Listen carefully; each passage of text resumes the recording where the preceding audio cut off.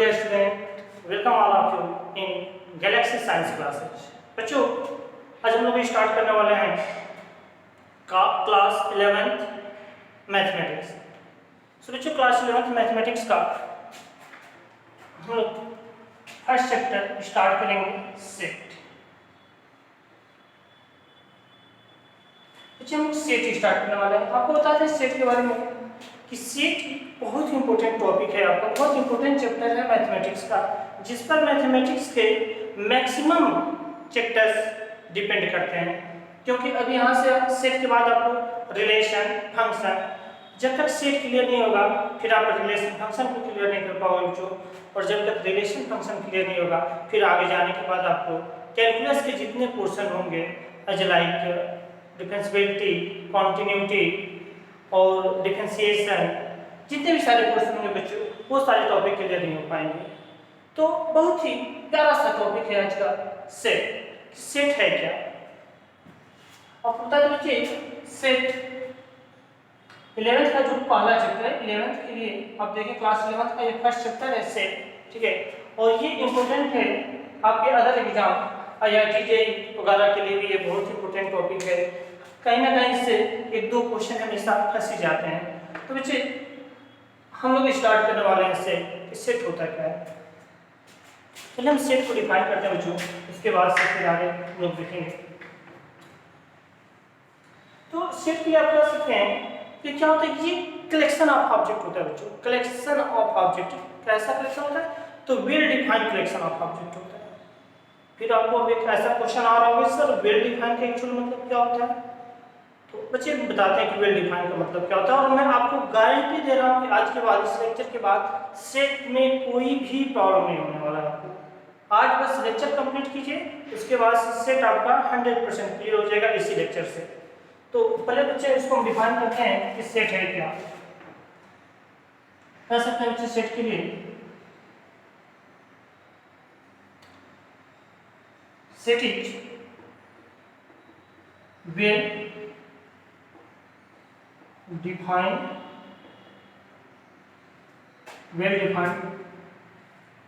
collection of object। जो set होता है आपका, वो क्या होता है? ऑब्जेक्ट का वेल डिफाइंड कलेक्शन होता है। जो सेट होता है बच्चों, क्या होता है? ऑब्जेक्ट का वेल डिफाइंड कलेक्शन होता है। एक तो जनरल सा कलेक्शन होता है बच्चे। कलेक्शन मतलब क्या हो गया?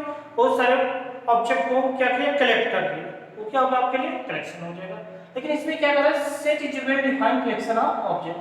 बच्चों, इसमें ये कर रहा है कि जो सेट होगा वो ऑब्जेक्ट का क्या होगा? वेल डिफाइंड कलेक्शन होगा। सेट क्या होगा बच्चों? ऑब्जेक्ट का कलेक्शन होगा, बट कैसा कलेक्शन होगा? वेल डिफाइंड कलेक्शन होगा। तो आपको लग रहा है कि सर आप इस डिफिनेशन में बार बार इस टॉपिक पे जोर डाल रहे हैं कि well defined collection, well defined collection. तो जो वेल डिफाइंड कलेक्शन क्या होता है? अगर हम बात करें इसमें कि वेल डिफाइंड, तो वेल डिफाइंड का एक्चुअल मतलब क्या होता है? कि कोई भी कलेक्शन होता है वह वेल डिफाइंड का होता है। कोई कलेक्शन है वह बच्चे वेल डिफाइंड कब है? कोई भी कलेक्शन वेल डिफाइंड कब होगा? किस कलेक्शन को आप वेल डिफाइंड मानोगे और किस कलेक्शन को आप वेल डिफाइंड नहीं मानोगे? क्योंकि अब सेट के लिए तो जनरल से बात होगी। सेट को हम प्रॉपर तरीके से इसको डिफाइन कर सकते हैं। सेट को हम बता सकते हैं कि set is well defined collection of object. Set क्या है? तो ऑब्जेक्ट का क्या? वेल डिफाइंड कलेक्शन है। लेकिन बच्चों, अगर हम बात करें यहाँ पे कि सर आप वेल डिफाइंड से बताना क्या चाहते हैं कि वेल डिफाइंड है क्या? हाँ बच्चों, वेल डिफाइंड का एक्चुअल मतलब क्या होता है? तो इसमें आप कह सकते हैं कि वेल डिफाइंड के दो टर्म्स होते हैं, इसको अच्छे से क्लियर कर दीजिएगा। पहला होता है distinct object. Distinct object well defined में फर्स्ट नेसेसरी कंडीशन बच्चे क्या होनी चाहिए? कि ऑब्जेक्ट डिस्टिंक्ट होना चाहिए, ठीक है ना? मतलब अलग अलग, और जो ऑब्जेक्ट हो, जिस ऑब्जेक्ट की बात कर रहे हैं वे ऑब्जेक्ट क्या होना चाहिए बच्चे? अलग अलग होने चाहिए, ठीक है, सेपरेट होने चाहिए। इसलिए कह रहा है कि वेल डिफाइंड का पहला सेंस होता है डिस्टिंक्ट ऑब्जेक्ट, ओके। और दूसरा सेंस बच्चे ये होता है collection should not be change. Collection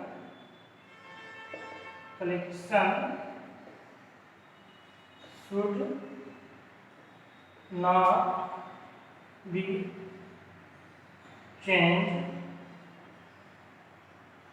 person to. देखना मुझे सबसे ज़्यादा इंपॉर्टेंट टॉपिक है ये आपका वेल डिफाइंड बताने के लिए। वेल डिफाइंड के लिए सबसे ये तो होता है कि डिस्टिंक्ट ऑब्जेक्ट होते हैं। वेल डिफाइंड होगा तो उसमें जो ऑब्जेक्ट होंगे बच्चों वो कैसे होंगे, डिस्टिंक्ट होंगे। दूसरा क्या होता है, तो दूसरा ये होता है बच्चे यहाँ पे कि जो आपका कलेक्शन होगा, क्या है, collection should not be change person to person. मतलब क्या बच्चे कि जो कलेक्शन होगा, जिस कलेक्शन की आप बात कर रहे हैं, वे कलेक्शन क्या होना चाहिए कि पर्सन टू पर्सन चेंज नहीं होना चाहिए। जैसे कोई भी दो लोग हैं, जैसे कोई दो लोग की बात करते हैं, कोई दो कैंडिडेट हम लेते हैं, एक हो गया सोनू और एक हो गया चमन, दो हो गए, ठीक है। ये कलेक्शन कर रहा है, दूसरा कलेक्शन ये कर रहा है। जैसे अभी कलेक्शन क्या कर रहे हैं, जैसे हम कहते हैं top 5 cricketers in for batting in India team.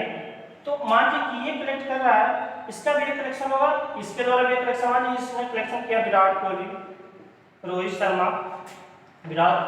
Sharma, Shikhar Dhawan, KL Rahul, और इसने किसी और को ले लिया, और एक किसको ले सकता है यार, इसका कोई और प्लेयर को हमारे इसने ले लिया मनीष पांडे को, इसने मनीष पांडे को ले लिया। सोनू द्वारा एक कलेक्शन बनाया गया।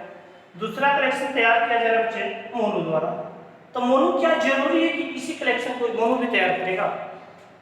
नहीं बच्चे, ये जरूरी नहीं है। ये मोनू के ऊपर डिपेंड कर रहा है। क्या पता मोनू के देखने के तौर पे विराट कोहली अच्छा परफॉर्मेंस कर रहा है कि नहीं कर रहा है, विराट कोहली अच्छा बल्लेबाज है कि नहीं बल्लेबाज है, तो इसका क्या हो सकता है बच्चे, इसमें जो कलेक्शन है ना, ये चेंज हो सकता है। और वही कर रहा है कि collection should not be change person to person. अगर कोई वेल डिफाइंड कलेक्शन है तो वह सोनू मोनू की तो बात ही छोड़ दो, आप कोई भी किसी की बात करेंगे बच्चों, किसी की भी बात हम कर रहे हैं, कोई भी आ जाएगा, कलेक्शन हमारा क्या होगा, चेंज नहीं होगा। 100% आप बता रहे हो कि कलेक्शन क्या होगा आपका, चेंज नहीं होगा। तो बच्चे जब कलेक्शन आपका चेंज नहीं होगा तो आप उसको क्या कहेंगे, जब कलेक्शन हमारा चेंज नहीं होगा तो उसको कहेंगे वेल डिफाइंड। मतलब कि ये दोनों चीजें वेल डिफाइंड के लिए रिक्वायर्ड है। कोई भी आप किसी भी ऑब्जेक्ट का कलेक्शन आप तैयार कर रहे हो बच्चों, किसी भी ऑब्जेक्ट का कलेक्शन हम तैयार कर रहे हैं, अगर वह वेल डिफाइंड कलेक्शन है तो उसमें डिस्टिंक्ट ऑब्जेक्ट होंगे, और दूसरा क्या होगा, collection do not change, sorry, collection should not change person to person. जो कलेक्शन होगा हमारा वो पर्सन टू पर्सन चेंज नहीं होगा। तो मैं जहां तक उम्मीद करता हूँ बच्चों कि आपने सेट को क्लियर कर लिया कि सेट क्या है। तो आपने देखा सेट क्या था, तो बच्चे आप देखें कि set is a well defined collection of object. जो क्या होता है कि सेट ऑब्जेक्ट का क्या होता है, जो वेल डिफाइंड कलेक्शन होता है। और हमने वेल डिफाइंड को भी बता दिया आपको कि वेल डिफाइंड क्या था। तो वेल डिफाइंड आपने देखा कि इसके लिए दो नेसेसरी कंडीशन होते हैं कि डिस्टिंक्ट ऑब्जेक्ट होना चाहिए, दूसरा collection should not be change person to person. दूसरा क्या था कि जो कलेक्शन हम बनाए थे बच्चे, या जो कलेक्शन कोई और बनाया है, वह कलेक्शन बिल्कुल कांस्टेंट होना चाहिए, चेंज नहीं होना चाहिए। वह कलेक्शन क्या होना चाहिए, चेंज नहीं होना चाहिए। जैसे हमने यहाँ पे एग्जांपल दिया था कि सोनू के द्वारा क्रिकेटरों का कलेक्शन किया गया था, मोनू के द्वारा कर दिया जाएगा, मे बी वह विराट कोहली को रिप्लेस करके वो महेंद्र सिंह धोनी को ले रहा है, रोहित शर्मा है, शिखर धवन है, केएल राहुल है, मनीष पांडे। फिर भी क्या हो गया, कलेक्शन चेंज ही हो रहा है बच्चे, कलेक्शन क्या हो रहा है, चेंज हो रहा है। और हमने क्या बताया कि अगर कलेक्शन वेल डिफाइन होगा, अब इस कलेक्शन को वेल डिफाइन नहीं बोलेंगे, क्यों, क्योंकि क्या हो रहा है, पर्सन टू पर्सन ये कलेक्शन चेंज हो जा रहा है। और आपको इसी बात पर फोकस करना है बच्चों, क्या होना चाहिए, कलेक्शन कभी चेंज नहीं होना चाहिए। अगर कलेक्शन आपका चेंज हो रहा है तब तो वो वेल डिफाइंड नहीं है। क्योंकि सेट क्या था, सेट तो नॉर्मल आपने देखा है कि सेट क्या था, well defined collection of object, well defined collection of object. तो पूरा फोकस हम वेल डिफाइंड पे किए थे। तो वेल डिफाइंड को भी हमने क्या किया, ब्रेक कर दिया कि वेल डिफाइंड का कोई कलेक्शन वेल डिफाइंड कब होता है, तो उसमें डिस्टिंक्ट ऑब्जेक्ट होते हैं। दूसरा क्या होता है कि वो जो कलेक्शन होता है बच्चों, वो पर्सन टू पर्सन चेंज नहीं होता। जैसे कि हमने एक कलेक्शन सोनू और मोनू द्वारा तैयार करवाया, तो सोनू का कलेक्शन कुछ और शो हो रहा था और मोनू का कलेक्शन कुछ और शो हो रहा था, तो इस कलेक्शन को हम वेल डिफाइंड नहीं कहेंगे। एक कलेक्शन और लेते हैं बच्चों, ये देखते हैं, देखिए बच्चों एक कलेक्शन और हम लेते हैं, जैसे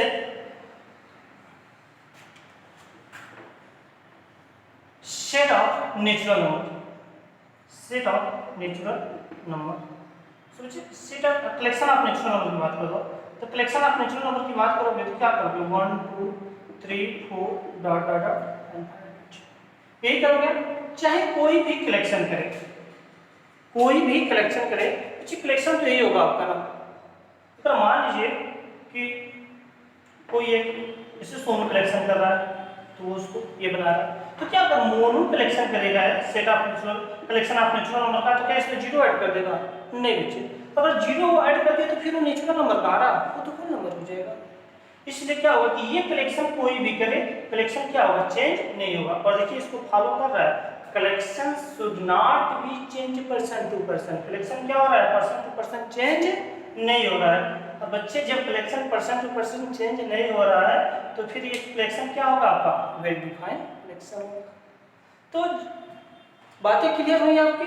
जी बच्चों, ये आपका रहा सेट का प्रॉपर डेफिनेशन। अब आपसे कोई सेट पूछेगा तो उड़ा दोगे एकदम कि सेट है क्या, तो आप तुरंत set is well defined collection of object. अगर कोई पूछ दिया कि वेल डिफाइंड से क्या समझते हो?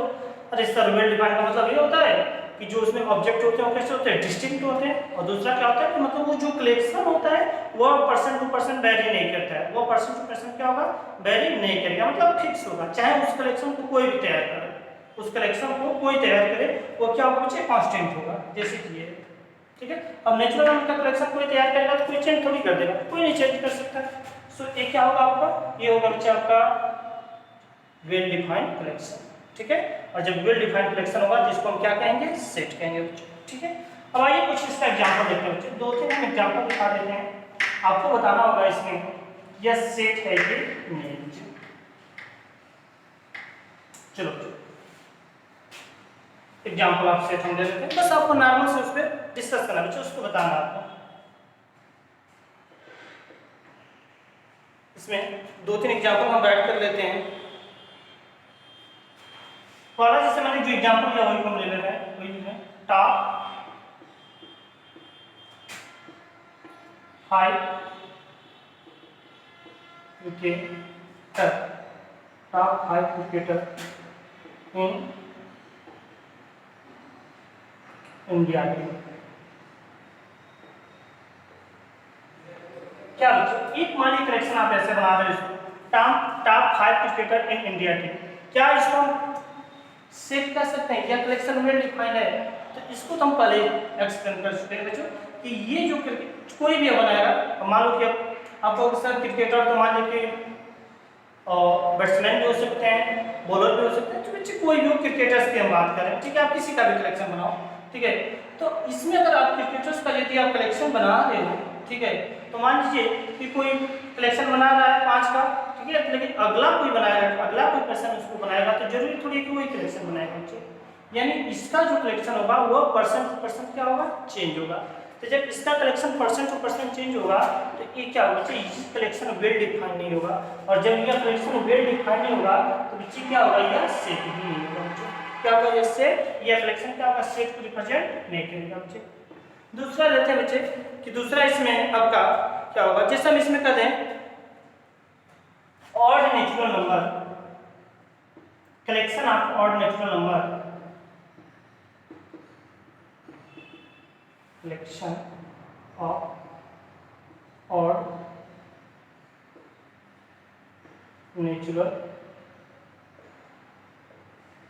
Number less than 10। देखा बहुत ही सुंदर collection of odd natural number less than 10। अब इसमें क्या कर रहा है कि लेस देन 10 से लेस ऑड नेचुरल नंबर का कलेक्शन लेना बच्चे। तो कोई भी अगर इसका कलेक्शन तैयार करे, कोई भी कैंडिडेट इसका कलेक्शन तैयार करे तो कलेक्शन वैरी थोड़ी करेगा। अगर मान लीजिए कि आप कोई यक्स कैंडिडेट तैयार कर रहा है तो इसके द्वारा कलेक्शन तैयार किया जा रहा है 1 3 5 7 9 बच्चे। अब इसको कोई भी प्रिपेयर करे इस कलेक्शन को, यह कलेक्शन क्या होगा? वेरी नहीं करेगा। और आपको पता है कि यदि कोई कलेक्शन क्या होता है? परसेंट टू परसेंट वेरी नहीं करता है तो क्या होता है? वेल डिफाइंड होता है बच्चे। और जब यह वेल डिफाइंड होगा तो फिर क्या होगा? यह सेट भी होगा, ठीक है।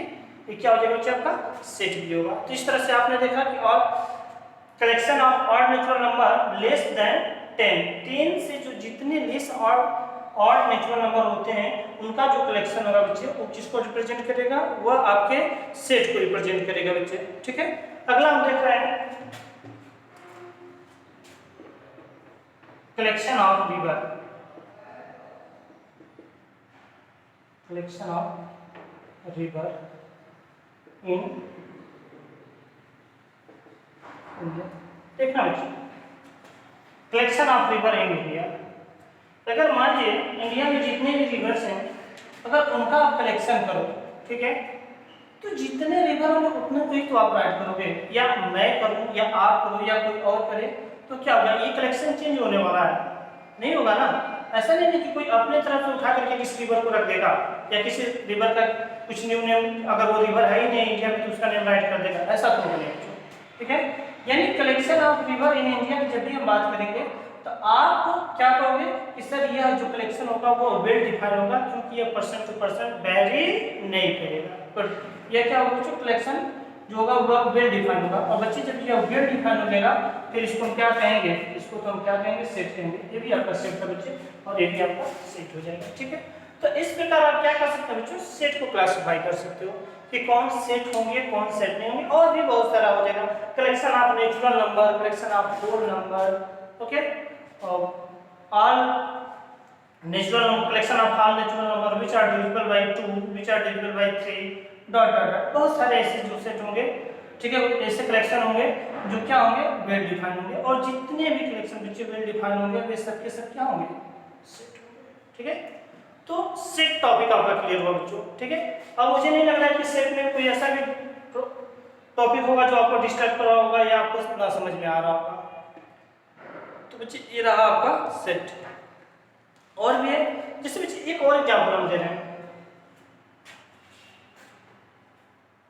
Collection of intelligent student in class. चलो इसको हम बैठ कर लेते हैं, ठीक है।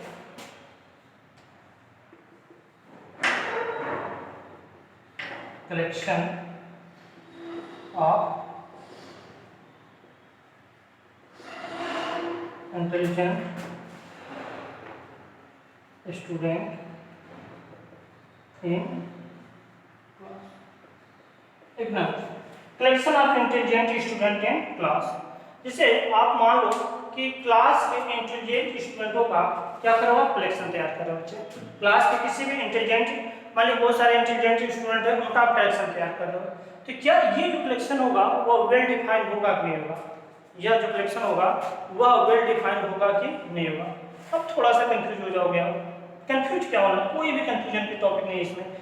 आप देखो ना, कोई भी स्टूडेंट क्लास का है, आपके क्लास का है या किसी और के क्लास का है, तो हो सकता है कि आप कहो सर ये तो क्या होगा, इसको कलेक्शन में रखेंगे क्या ये बहुत ज़्यादा स्टूडेंट, बहुत ही ज़्यादा इंटेलिजेंट है। वही दूसरा अगर कोई कलेक्शन तैयार करेगा तो कहेगा नहीं इसका तो फर्स्ट टर्म में या यूनिट फर्स्ट में इसका अच्छा मार्क नहीं आया था, इसलिए ये क्या है, इंटेलिजेंट स्टूडेंट नहीं है, इसको निकालो, इसके जगह पर इसको फिलअप कर लो, ठीक है। तो ऐसा कुछ भी कर सकते हैं बच्चे। तो ये जो कलेक्शन होगा ना, collection of intelligent student in class, यह वेल डिफाइंड नहीं होगा। क्यों? क्योंकि ये पर्सन टू पर्सन इसका क्या हो रहा है, पर्सन टू पर्सन कलेक्शन जो हो रहा है आपका क्या हो रहा है, चेंज हो रहा है। और आपको पता है कि कलेक्शन को वेल डिफाइन होने के लिए क्या होना चाहिए, person to person collection change नहीं होना चाहिए। और बच्चे यह पर्सन टू पर्सन कलेक्शन आपका चेंज हो रहा है, इसलिए क्या होगा आपका, इसलिए यह आपका सेट नहीं होगा, क्योंकि यह वेल डिफाइन होगा ही नहीं। और जब यह कलेक्शन वेल डिफाइन नहीं है फिर बच्चा यह सेट भी नहीं है। क्लियर हुआ? तो बच्चे एक नॉर्मल डेफिनेशन था सेट का, ठीक है, और सेट पहचान करने का मेथड। अब बच्चे हम बात करते हैं इस पे रिप्रेजेंटेशन ऑफ सेट। चलो बच्चे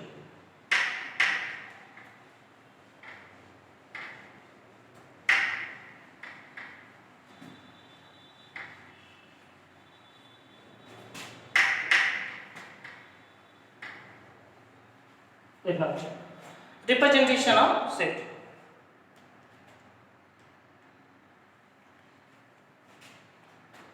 रिप्रेजेंटेशन ऑफ सेट,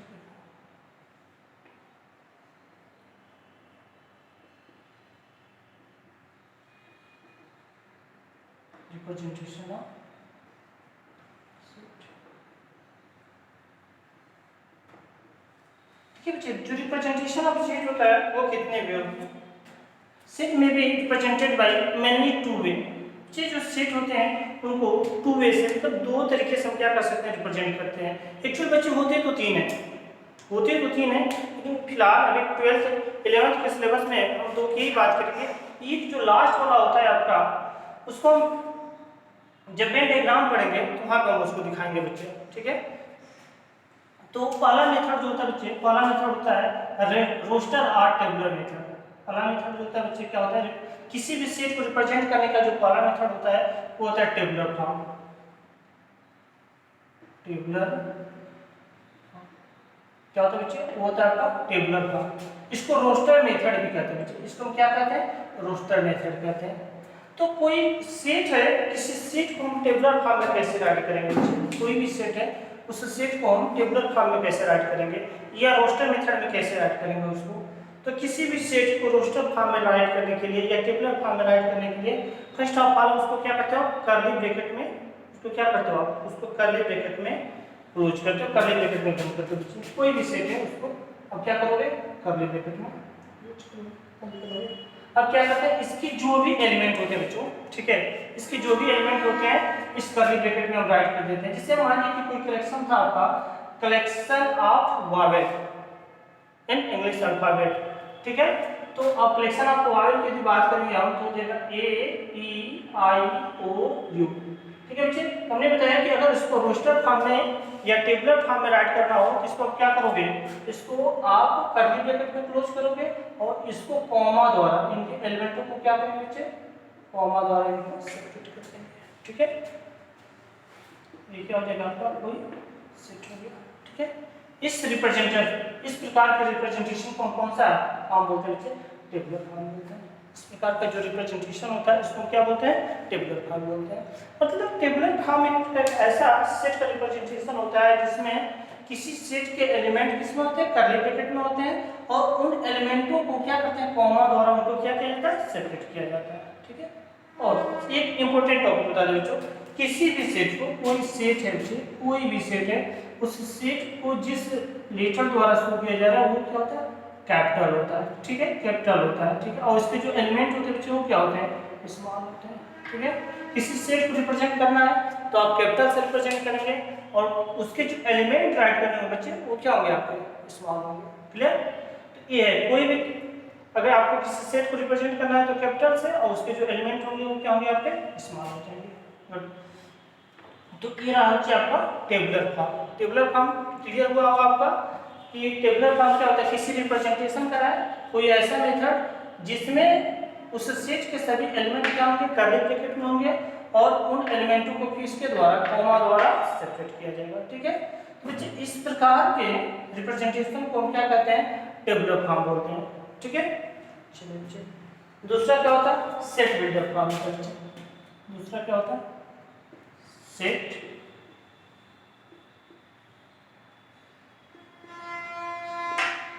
बिल्डर। दूसरा तरीका होता है बच्चे आपका सेट बिल्डर का। अब ये सेट बिल्डर फॉर्म क्या है बच्चे, ये भी किसी सेट को रिप्रेजेंट करने का एक मेथड है। जैसे टेबुलर फॉर्म था तो भी किसी सेट को रिप्रेजेंट करने का एक मेथड है। कोई सेट है, कोई well defined collection of object है तो उसको हमने टेबुलर फॉर्म में कैसे राइट किया, तो पहले बता दें कि क्या करोगे, सभी एलिमेंट को आप क्या करोगे, कर्ली ब्रैकेट में राइट करोगे और उन एलिमेंटों को कॉमा लगाकर क्या करना होगा, आपको सेपरेट कर देना होगा। सेम कंडीशन में क्या आ गया, सेट बिल्डर फॉर्म। अच्छा सेट बिल्डर फॉर्म क्या होता है, सेट बिल्डर फॉर्म में किसी भी सेट बिल्डर फॉर्म में कैसे हम रिप्रेजेंट करते हैं किसी सेट को, कोई सेट है उसको सेट बिल्डर फॉर्म में रिप्रेजेंट करना है बच्चों तो कैसे रिप्रेजेंट किया जाएगा। ठीक है बच्चे, हम आपको बता दें कि सेट बिल्डर फॉर्म में अगर किसी सेट को रिप्रेजेंट करना है तो आप क्या करोगे, उस सेट की किसी जनरल प्रॉपर्टी को, उस सेट के किसी भी जनरल प्रॉपर्टी को क्या करोगे बच्चे, कर्ली ब्रैकेट में क्लोज कर दोगे, ठीक है। यहाँ पे क्या था, उस सेट के एलिमेंट को हम कर्ली ब्रैकेट में ब्रेक करते थे, सॉरी राइट करते थे और यहाँ पे क्या करेंगे बच्चे, सेट बिल्डर फॉर्म में क्या करेंगे, किसी भी सेट का, कोई सेट है उसके जनरल प्रॉपर्टी को हम क्या करेंगे, इसमें राइट कर देंगे। जैसे मान लीजिए कि यही है बच्चे, इसी को हमको राइट करना है, इसको सेट बिल्डर फॉर्म में राइट करना है, इसकी जनरल प्रॉपर्टी क्या है कि ये वावेल है, कलेक्शन ऑफ, ठीक है, क्या कलेक्शन ऑफ वावेल है। तो बच्चे कलेक्शन ऑफ वावेल है तो कलेक्शन ऑफ वावेल क्या होगा, वेल डिफाइन है, हाँ वेल डिफाइन है, कोई भी राइट करेगा तो एक तो राइट करेगा, कोई भी राइट करेगा तो यही राइट करेगा, पर्सन टू पर्सन थोड़ी चेंज होगा। मान लीजिए ऐसा थोड़ी कि सोनू ये राइट कर दिया तो मोनू राइट करेगा तो यहाँ पे जेड राइट कर देगा, ऐसा कुछ नहीं है। क्या होगा, कोई भी राइट करेगा, कलेक्शन यही होने वाला है बच्चे। तो जब कलेक्शन यही होने वाला है तो ये क्या हो जाएगा आपका वेल डिफाइंड कलेक्शन होगा, और वेल डिफाइंड कलेक्शन होगा तो बच्चे ये सेट है। अब इसी सेट को हमको सेट बिल्डर फॉर्म में राइट करना है। तो हमने क्या बताया कि सेट बिल्डर फॉर्म में किसी सेट की प्रॉपर्टीज को क्या करते हैं, राइट करते हैं। तो सेट की प्रॉपर्टीज क्या है, कलेक्शन ऑफ वावेल। तो बस क्या कर दो आपको, आप इसको क्या करोगे, किसी ब्रैकेट में कलेक्शन ऑफ वावेल राइट कर दोगे। तो कैसे राइट करेंगे बच्चे इसी को, इसको मान लीजिए अगर ये सेट बी है तो सेट ए ले लो, सेट ए इक्वल कैसे राइट करोगे, x सच दैट x इस प्रकार, इसका तो x ऐसा है, कैसा है बच्चे, क्या उसमें किसका कलेक्शन है, वावेल।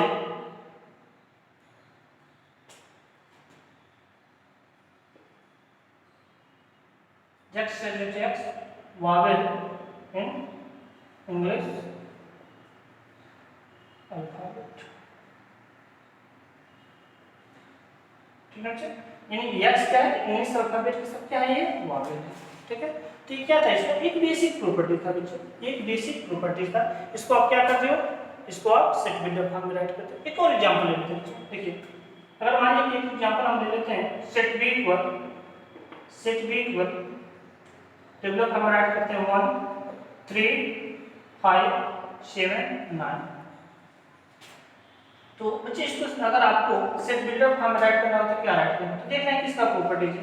ये तो पहले कलेक्शन ऑफ ऑड नंबर है, और ऑड नंबर कहां तक, less than 10, collection of odd number less than 10।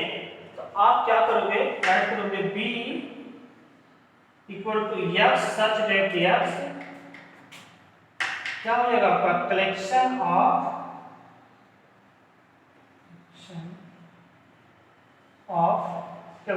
Odd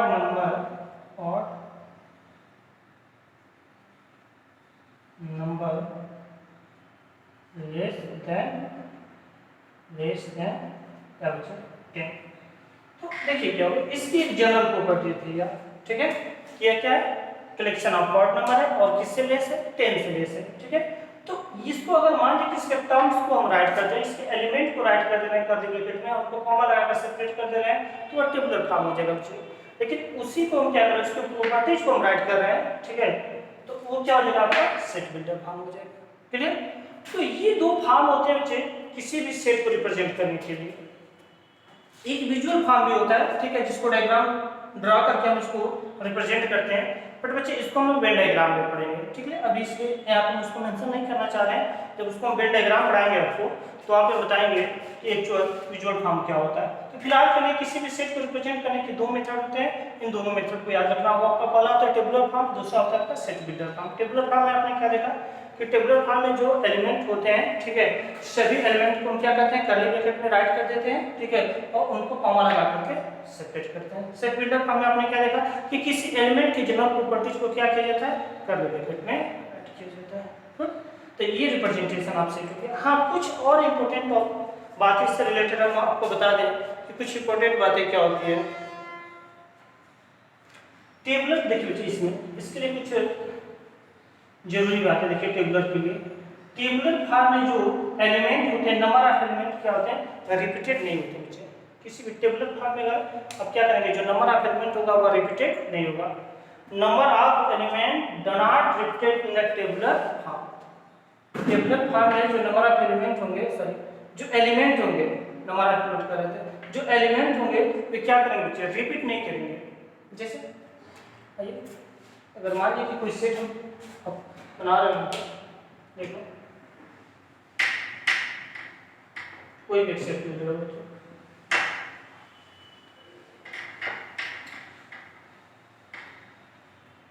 ठीक है, एक सेट आप प्रिपेयर करें, सेट ए 1 2 3 3 4 सेट।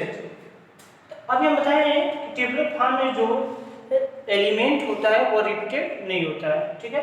तो जब रिपीटेड नहीं होते बच्चे, क्या होता है, एलिमेंट रिपीटेड नहीं होते हैं,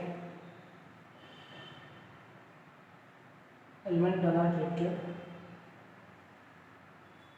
एलिमेंट डू नॉट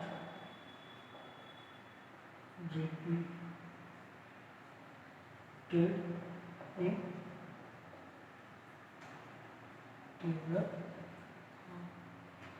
देखना बच्चों, जो एलिमेंट होते हैं वे क्या करते हैं टेबलर फॉर्म में रिपीटेड नहीं तो रिपीट करते ही नहीं है, क्योंकि जब रिपीट करेंगे तो फिर क्या होगा, उसमें रिपीट करेंगे तो वो वेल डिफाइंड के सीक्वेंस में ही आएगा। इसे मान लीजिए कोई सेट के लिए इस तरह का राइट करके दे दिया गया, तो हम कहेंगे कि इसको अगर एक्चुअल देखा जाए तो इसका मतलब ये हुआ सेट ए इक्वल 1 2 3 4, बच्चे ये हुआ इसका मतलब, क्योंकि 3 आप देख रहे हैं रिपीट कर रहा था, 3 क्या हो रहा था, रिपीट कर रहा था।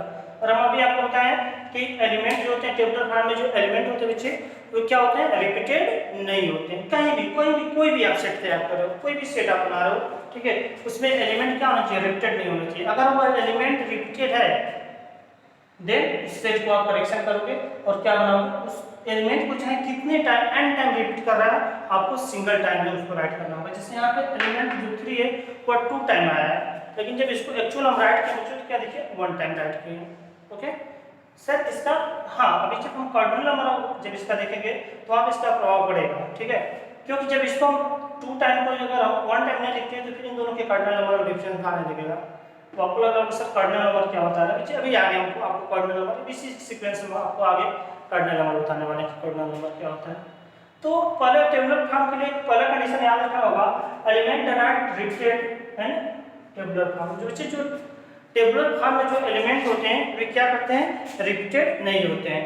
ओके, और एक कंडीशन क्या होती है, दूसरा कंडीशन इसका ये होता है, इन this form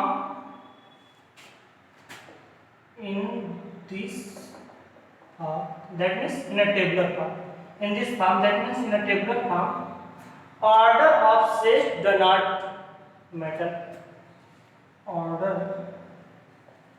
of set does not देखना बच्चे, बहुत बड़ी बात है आप बता दें बच्चे। इस फॉर्म में और क्या होता है कि जो ऑर्डर ऑफ सेट होता है वो मैटर नहीं करता है, ऑर्डर ऑफ सेट जो बच्चे वो मैटर नहीं करता है। क्लियर? तो दो ये टेबलर फॉर्म के दो कंडीशन होते हैं कि एलिमेंट पहला condition element are not repeated in tabular form, second in this form order of set does not matter. मतलब क्या होता है कि इसमें एलिमेंट रिपीट नहीं करेंगे और दूसरा क्या होगा, इनका ऑर्डर कोई मैटर नहीं करता है कि इनका ऑर्डर क्या है, ए बी है या बी है, दोनों इक्वल है, ए बी या बी है।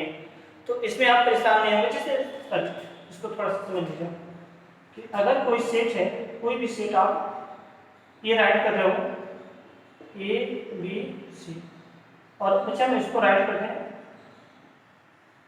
बी सी ए, तो आप ये नहीं कहेंगे सर यह सेट अलग है और यह सेट अलग है, नहीं बच्चे ऐसे नहीं होगा। इसको आप एक बार देख लेना अच्छे से, इसको फोकस करना, ये चीजें आपको खुद ब खुद क्लियर हो जाएगी।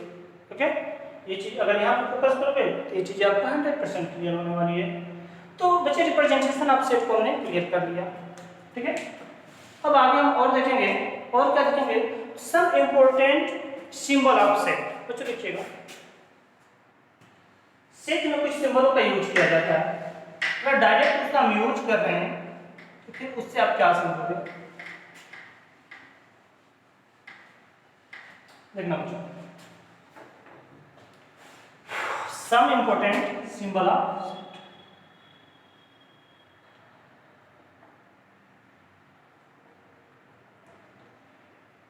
सम इंपॉर्टेंट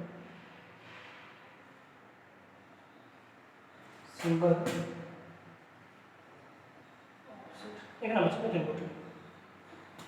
सर ये क्या बता रहे हैं, हाँ इसलिए बता रहे हैं क्योंकि प्राय इसको यूज किया जाता है। तो कुछ सिंबल ऐसे होते हैं जिनको हम लोग मेनी टाइम यूज करते हैं। अच्छा लाइक बच्चे होता है, फर्स्ट होता है एन, एन है बच्चों। अगर हम कहीं कैपिटल एन राइट कर दे रहे हैं सेट में तो इसको आप क्या समझोगे, कहीं भी अगर कैपिटल एन राइट किया जा रहा है बच्चों तो इसको आप क्या समझेंगे कि कैपिटल है क्या।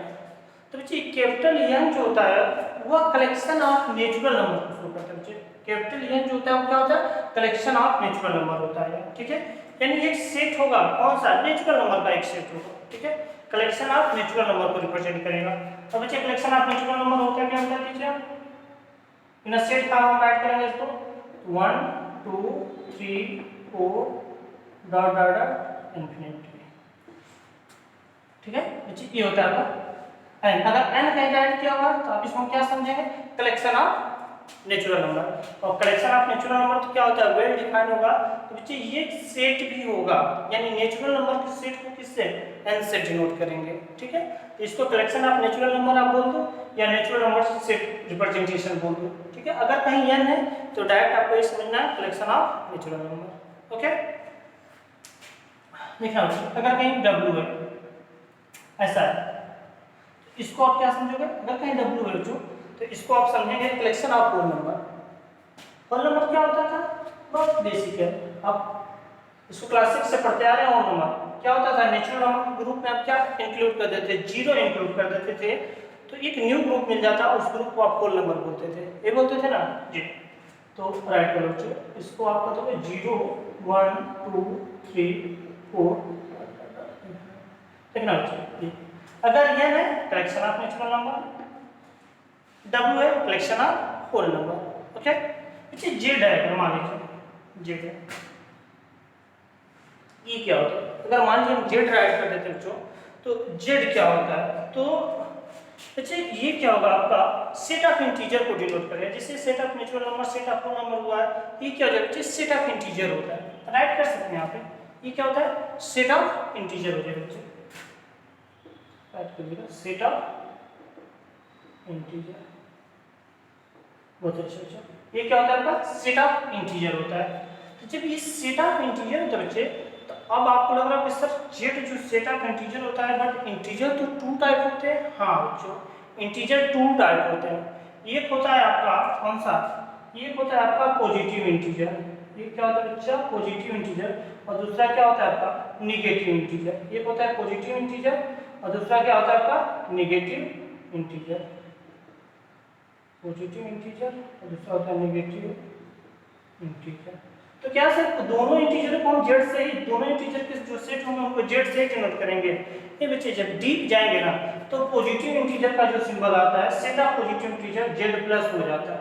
सेट ऑफ पॉजिटिव इंटीजर क्या होता है बच्चे, जेड प्लस हो जाता है, और जो निगेटिव इंटीजर आता है बच्चे, ये क्या होता है आपका, जेड माइनस होता है। ठीक है, अब इसका कलेक्शन अगर आप ले रहे हो तो क्या हो जाएगा, इसका कलेक्शन हो जाएगा आपका 1 2 3 डॉट डॉट इनफिनिट हो जाएगा बच्चे। इसका हो गया तो -1 या माइनस इनफिनिट से डॉट डॉट डॉट -1 तक हो जाएगा बच्चे। ठीक है, तो ये आप क्या होता है, सेट ऑफ, जहां पे भी जेड रहेगा उसको क्या कहेंगे, सेट ऑफ इंटीजर बोलेंगे बच्चे। और जेड प्लस रहा, जेड प्लस से आप क्या समझोगे, तो आप कहोगे set of positive integer. Z plus का मतलब क्या होता है, सेट ऑफ पॉजिटिव इंटीजर, और जेड माइनस का समझोगे आप set of negative integer. Clear, तो कुछ 60 सिंबल हम बता रहे हैं बच्चे, जिनका हम बहुत ज़्यादा यूज करेंगे हम लोग सेट में, सिंबल ग्रुप में बहुत ज़्यादा यूज करेंगे, इसलिए इसको यूज करने से पहले इन चीज़ों को क्लियर कर लें हम लोग। एन क्या था, set of natural number, W क्या था, set of whole number, Z क्या था बच्चे, सेट ऑफ इंटीजर। इंटीजर में तो इंटीजर टू टाइप होते हैं, तो सेट ऑफ पॉजिटिव इंटीजर जब होगा तो जेड प्लस हो जाएगा, और सेट ऑफ नेगेटिव इंटीजर जब होगा तो बच्चे क्या हो जाएगा, जेड माइनस हो जाएगा। ठीक है, अब देखना और भी कुछ सिंबल होते हैं, हाँ और भी सिंबल होते हैं, इनके बाद कुछ और सिंबल आते हैं। क्यू आता है बच्चों, क्यू क्या होता है, तो बता दें बच्चे, क्यू जहां भी होगा इससे आप समझेंगे सेट ऑफ रेशनल नंबर। क्या होगा, सेट ऑफ रेशनल नंबर।